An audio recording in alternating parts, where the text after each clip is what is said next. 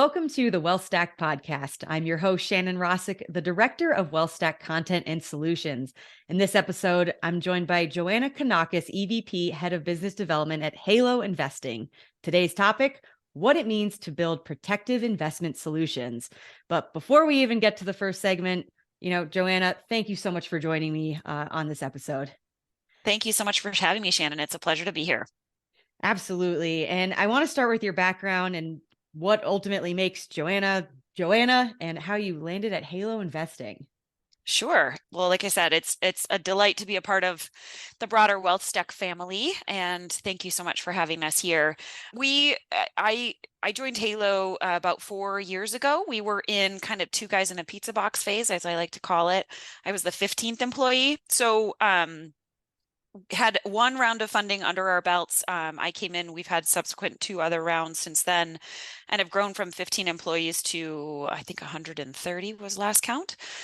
Crazy time to also be growing in the middle of the pandemic, et cetera, and starting this business. But you're doing something right then. Yeah, absolutely. I came from Halo via actually a large French investment bank. I started my career, I was a philosophy undergrad and started my career on a trading desk in 2005, structuring derivative packages for institutional investors. So think hedging bond issuance for giant banking treasury groups, structuring S&P option multi-legged packages for, say, JP Morgan London's prop desk when that existed prior to Dodd-Frank, and then hedging commodity futures like trading sugar for Coca-Cola. I did kind of all of that, learning the markets and kind of learning derivatives through until about 2012, when I moved into institutional sales, selling the clearing, financing, and structuring of those kinds of packages for those same kind of institutions, and then actually jumped over to retail in this jump to Halo. Really, I realized that there was a huge impact on the ability to create and design personalized outcome solutions for end investors that was really similar to the same kind of sophisticated things that I was doing for PIMCO and JP Morgan, but delivered down to financial advisors and the individuals they serve at Halo. So that's why I made the crazy leap of a cushy banking career into a startup. That was going to be my next question, because Yeah. like a cushy banking job to startup, that's never easy to do. So kudos to you, but it sounds like it's been going quite well. Yeah, it's been quite a ride. I told my husband when I had the conversation about kind of where does this go, I thought if like 1/10 of the things that these crazy founders say comes true, this is going to be a heck of a ride. And all of it has, and it has been quite a ride. Funny though, right? Like they gave me a Apple laptop and said, here you go. Like, and I thought, I can't even turn this thing on, let alone install my own Word press and whatever else. Well, you But made yeah, it this far. exactly. So I guess like what makes me, I am a risk taker. I like to think strategically about big problems and then figure out the way to start taking steps forward to solve them. And I really love engaging with people and learning about who they are and what makes them tick and what motivates them, and then aligning to that and helping solve their problems and my own at the same time. That's what gives me the best kind of value. Well, it sounds like you're in the perfect position then, because as I mentioned in my intro, Halo's mission is to build protective investment strategies and ultimately mitigate risk. And admittedly, when it comes to concepts like structured products, buffered ETFs, and annuities, I am not as well versed. So I'm very much looking forward to learning from you in this episode. So to really kind of set the stage for this conversation, can you just explain at a high level, what are structured products and why is Halo on a mission to ultimately democratize the space? Sure. So we really were founded with the mission of bringing optionality into retail wealth portfolios. So what does that mean for somebody like my mom, who's a public health nurse? It means typically, as an investor, you have access to stocks and bonds and very little in between. There is obviously a rise of kind of alt platforms coming in and some other strategies that give you certainly broader access to wealth management solutions, but also add to the risk. What we know in sitting in Chicago, which is kind of the options trading capital of the world, is that options can be extremely efficient and effective in mitigating risk. and we wanted to figure out what is the best wrapper, what's the best delivered solution to help that risk mitigation solution into retail wealth. And so retail wealth is yours and my 401k or 529 plan and the investments inside of that, et cetera. Halo started with the mission of, again, moving that retail wealth into something that can mitigate risk and has structure to it. And so structured products are one of the wrappers. Structured products, annuities, buffered ETFs, there's some others as well. They're all wrappers that deliver the same kind of outcome. So ideally, you can have an investor who can design exactly the risk that they want to mitigate. So how can they control and smooth out the outcomes for themselves and have better defined objectives and the investment solution that target those objectives. That's really what we're doing and why we exist in this space today. We found a huge gap in retail wealth in terms of these. So you're not the only person that says, I raise my hand, I'm not well versed in this. Most folks aren't. So we're on a sort of educational diversification and democratization mission to teach the world about these products and then enable the financial advisors who serve investors to use these effectively. Well, the education is certainly working. I see Halo popping up everywhere now. So it's obviously working. And I do appreciate the background. So let's dive into our first segment. You know what's coming. It's Stats All, folks. And we obviously can't talk about risk and protection without taking a look at market conditions. Obviously, that's dominated the headlines for the past year plus, but the stat I want to talk about is 17%. And according to Bloomberg, the typical 60-40 stock bond portfolio suffered a loss through late December of almost 17%, the worst since 2008 during the great financial crisis. And technically that equates to a 23% loss if you include inflation. So do higher short-term inflation rates mean there's potential for more volatility ahead? How is Halo looking at this? Yeah, so it's a great question and very timely and sort of on the minds of every asset allocator, money manager today. Higher short-term inflation rates mean that there is more volatility and more unknown. Insofar as we have high inflation, the central bank is going to try to mitigate that risk, but is also in a little bit of a tight situation, as we've heard through the Fed minutes over the last just 2 weeks of being released. They're at a tricky spot in terms of what to do with this high inflation. So volatility comes when investors don't know what the central bank is doing. The central bank doesn't know quite maybe what it's doing, or it doesn't have the conviction that maybe it had in January. So absolutely, there's more volatility ahead. Really, to dig in a little bit to that 17% number, the reason those 60-40 stock bond portfolios suffered a loss of almost 17% is because the correlations of those 60-40 assets were tighter than they have been since the 1990s. So your equities and your bonds were both off, and there was nowhere for money managers to find yield or to hide. That's really the key sticking point of why those portfolios were off so heavily. And then the question mark in front of every money manager's mind is, okay, where do we go from here? And speaking of, of risk too, this is actually coming directly from your website, this stat. So thanks for making my job easy. But for this year alone, for 2023, to hit a 7% nominal return, investors may need to nearly 16x, and take on 16x more risk than they did 30 years ago. So let's talk a little bit about the challenges in modern day portfolio construction and where Halo fits in. Yeah. So what we're seeing in advisors' management of portfolios, absolutely, we have a whole piece on our Halo journal. So if you go to journal.haloinvesting.com, there's a piece about hedged equity strategy that talks about the challenges in modern portfolio construction. Today, to achieve a 7% yield in 1991, you could do that through holding 98% cash with a 1% risk. Obviously, interest rates kind of being where they were meant that you could achieve that kind of yield. In 2021, you had to hold 37% large cap, 7% mid cap, 13% real estate, 23% global equity that's outside of the United States, and then a tiny piece of fixed income. So the reach for that same kind of yield significantly changes the risk bucket that then your client is in. So what we find is advisors are reaching for riskier and riskier assets to hit that bogey return, 7% yield. But in reaching for those assets, they're also shifting the risk spectrum for their client.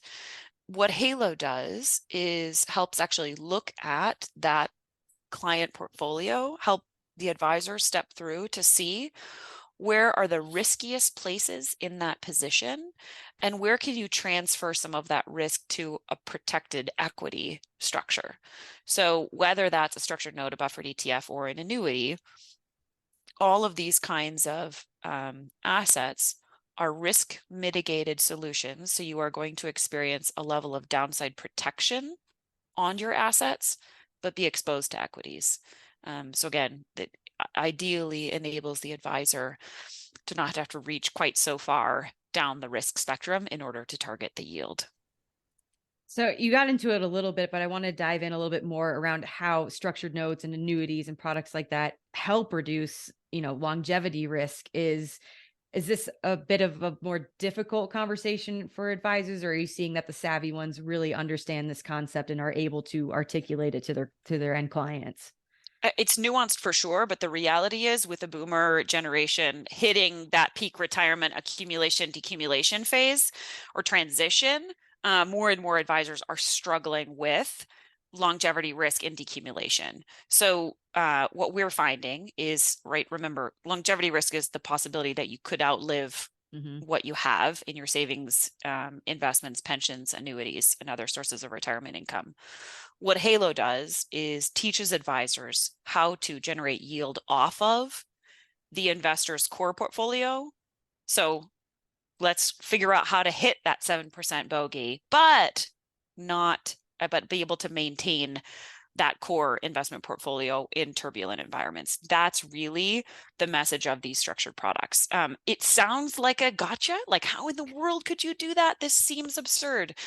But that's because we have been taught to only think in terms of stocks and bonds and nothing in between. So it is this in-between piece where defined investments or defined outcome investments can sit. And, as you said, really these kind of new asset allocation techniques have historically been out of reach for most investors. So how is Halo specifically closing the risk gap? Yeah, so these defined outcome investments, we provide access via a technology solution and a in-field engagement. Think of them as kind of advisor educators on these kinds of solutions. So these products, these asset allocations have indeed been out of reach historically. These products have lived in private banks. They've lived kind of only at the fingertips of the ultra high or more ultra high net worth investor. That's because they were inefficient to manufacture. So an ETF costs the asset manager that lists it, $250,000 upfront to build, but then they can scale the manufacturing and in the distribution of the ETF, or same thing in the mutual fund. Big money upfront, but then you can kind of distribute that out. Structured notes and even actually annuities don't work that way because there is QSIP licensing every single month. There is maintenance of the documentation for it, et cetera, et cetera. Halo streamlines the manufacturing of the product to bring that investment size to a more efficient reach, and it helps the advisor actually manage the solution more efficiently and effectively so that it can be 5% of an asset allocation and not take up half of your day, which is essentially what it would mean before Halo's technology. No, that makes sense. And specifically for the advisor, what does Halo's tech allow them to do? Is there a personalization aspect, price competition? What does that look like? Yeah, so for advisors that work with Halo, they have access to Halo's web-based platform. That is a place where advisors can be educated on the product. So we have field engagement folks that help kind of hold the hand of the advisor and translate Wall Street jargon into Main Street. We also have education materials on our platform that help kind of reinforce for the advisor videos, content, screenshots of our platform, et cetera, that help the advisor really understand, master the products themselves. And then there are research tools. So there are tools whereby an advisor can see how putting a downside protection at 10% differs than 20, differs than 15, differs than 5, and kind of what that means also on an income projected basis. So we have tools where you can structure out an income product and then forecast what's the likelihood of that income being achieved. So it's it's sort of education, research, and then transaction. So think, Joanna, in 2005, when I was structuring those option packages, I was calling around to the floors of exchanges. Think like a stockbroker in the 80s, right? Mm-hmm. Structured products were the last bastion standing that still are transacted via phone. And Halo was the first place that said, wait a minute, can we just put all of this on the lovely place called the internet and help advisors Doesn't have to be transact like these? this. Exactly. It doesn't have to be like this. Let's make this more efficient. And obviously, in making it more efficient, we can drive costs down for the advisor. So an advisor can browse through offerings that are available. Think like an ETF or a mutual fund shelf, products that are accessed today and for a minimum of $1,000 per account. That's bananas. Like, you can create this crazy structure thing for $1,000 per client. And then our technology also helps design and personalize for the advisor. If they want a very targeted outcome solution, say defined downside protection risk mitigation strategy, the advisor can design that on our tech and then bid out to the manufacturers of the product. So there's certainly personalization in this and price competition available for the advisor on our technology. And then the life cycle side. So let me just say, because these are not ETFs and mutual funds, custodial data is gappy, let's say. There are holes in the information that's available, and our technology provides a place for advisors to be able to manage these throughout their life cycle. So typically they're 2, 3, 4 in an annuity at 7-year term. Our technology helps the advisor manage that and sends push notifications and alerts as important income streams are coming through, etc. An ideal client type that you serve. Can you explain that a little bit? Yeah. So advisors that we work with, like I said, historically, structured products have been in the private bank and sort of ultra high net worth side. We certainly dominate in the breakaway space. So our solution is the platform of choice for breakaway firms. Think of all the folks that are coming out of the wires, see what we do and say, oh my goodness, this is completely different than the way that we did it in the private banks. I can And imagine. so much more efficient and so much better than they ever had there. So we dominate that space. We also, as we have been moving down market, actually into the high net worth and mass affluent advisors, what we find is, especially when it comes to core asset allocation and the way that we can teach advisors to use this as part of their core asset, with $1,000 investment, this can be now accessed to sort of the mid-range advisor as well. So we work with firms across the country. We work with large enterprises. We're embedded inside of Pershing. So if you are a custodied client of Pershing, you can actually access Halo. They've upgraded their structured notes tech via us. So you can access somebody as giant as all of the whole Pershing network, all the way down to, a $50 million RIA that wants to use this as part of their core allocation for their clients. It really runs the gamut at this point. Great. And can you share a little bit about what's on the roadmap for Halo? Sure. So all of the ecosystem that we've talked about thus far covers advisors that are selecting their own asset allocation and directing their own end products for their client. Another way, the industry jargon of saying that is rep is PM business, right? This is advisor as a portfolio manager who is picking their equities and picking their mutual funds and picking their structured products or picking their annuities.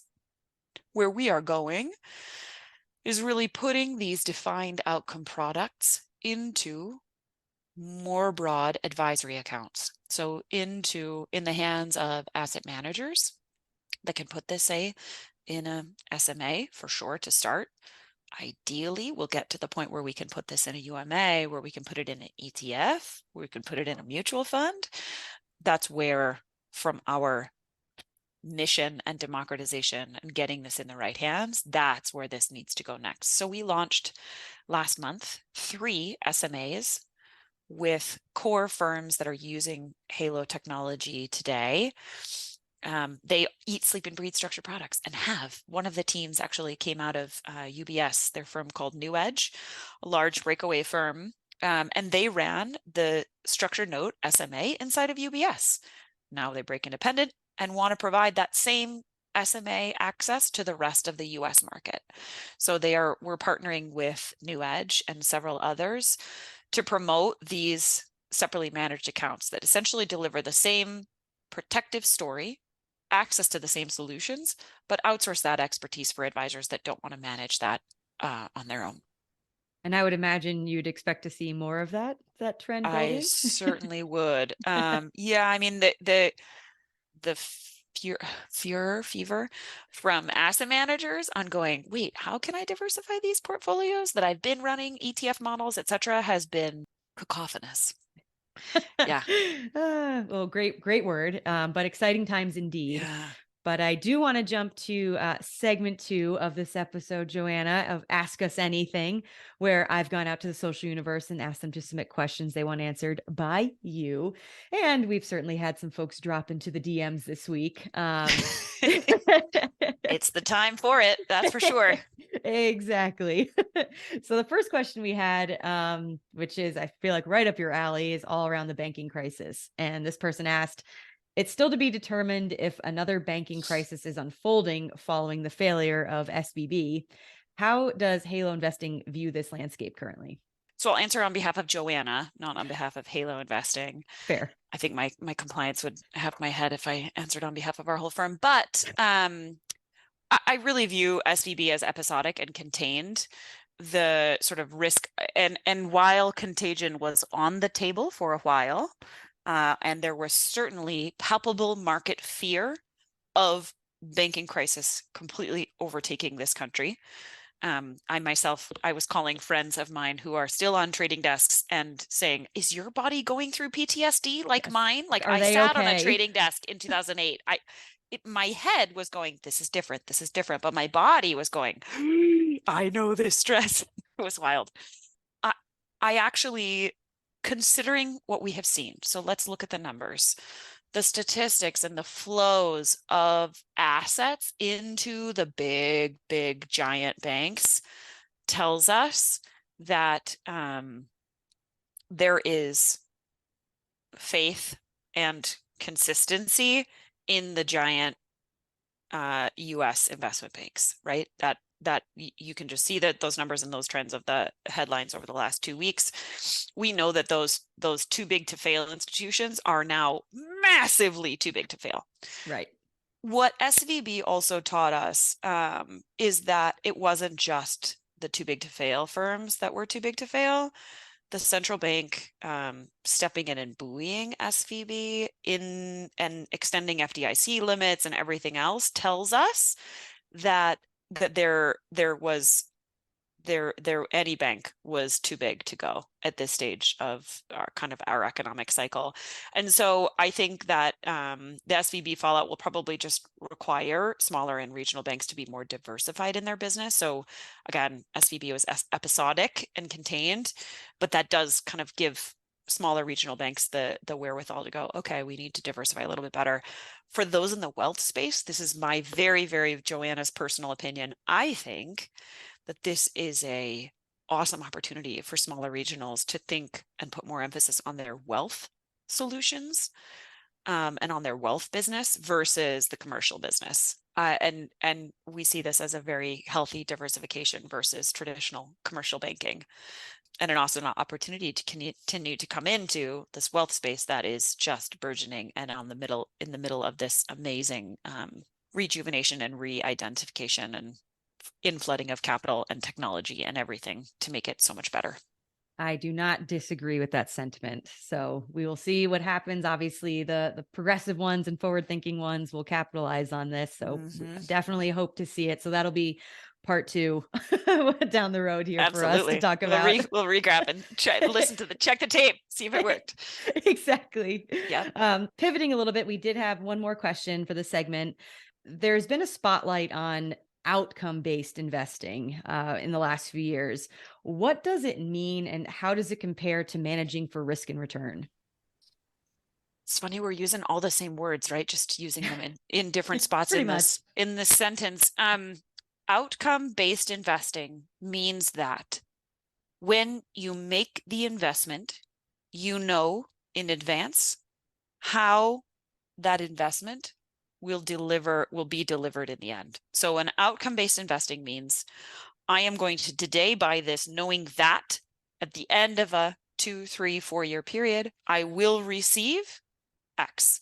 The way that you do that is with options, whether they are 4-month options, 6-month options, 1-year, 2-year listed options, or the structured products and annuities have embedded over-the-counter options, again, that have only been available to institutional investors. So that's why this is like a, whoa, wait a minute, you can do this kind of concept.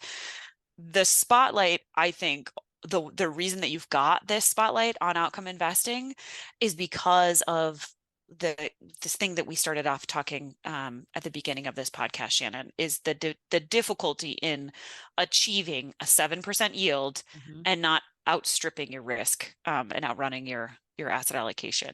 So how does it compare for managing risk and return?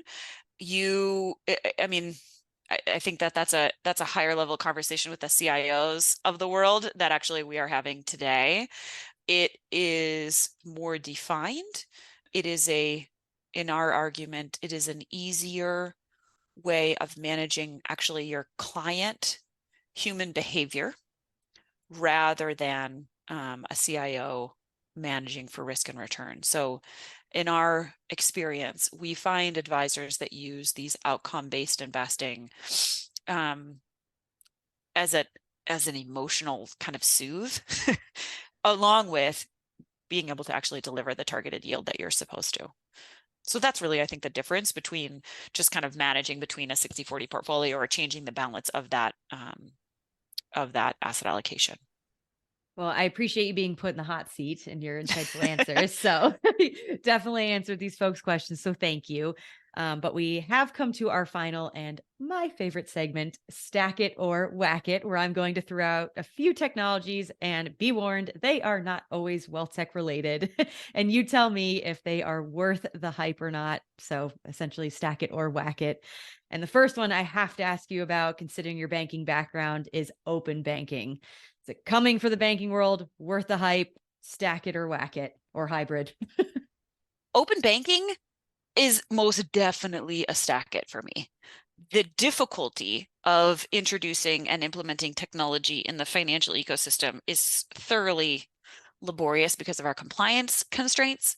However, absolutely critical to maintain and be a relevant part of culture and society in the way that people need focus on personalization, how that open banking can give scaled access to impactful advice or guidance. Think about like if your financial advisor knows exactly how much you have in your 529 for your kids' college, how much more impactful can your financial advisor be when they can holistically plan for, say, the income shortfall that will I'm looking, my kids are 8 and 6, and I'm looking down the gauntlet going, how much is college going to be by the time they get there? Like that shortfall is going to be there. I would love think the effectiveness and efficiency of holistic financial planning can be that much more impactful with open banking data. So it's difficult. Nothing that's meaningful ever is easy. It is absolutely a stack it for me. All right. And the second one, and I hope I don't sound like some internet creeper, but when I was doing when I was doing my research for this podcast, and Little bit. I Kidding. know. I'm kidding. I did stumble across your bio during said research, and it mentioned that you were a runner. So I have to ask you about running tech. I'm a gym rat, and so, but I am attached to my Apple Watch, but that is about it. And I stumbled across these things called connected smart insoles, and like you just slip them inside your running shoe and links to your phone, so you can have metrics around your running speed, distance you've covered, calories burned, all that fun stuff. So is that better than clipping something to your waist or wrist, or again, an overrated tech that's just kind of a nice to have, stack it or whack it? Whack it. I'm a purist when it comes to running.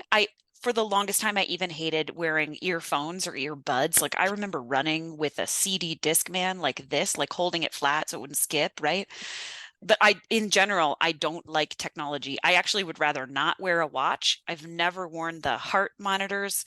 So in some ways, at first I thought, oh, insole would be nice because then I don't have to feel anything and I don't have to hold it. But really, I'm also not a data junkie about my running. I just run and am feeling how I feel and go for as long as I need to run.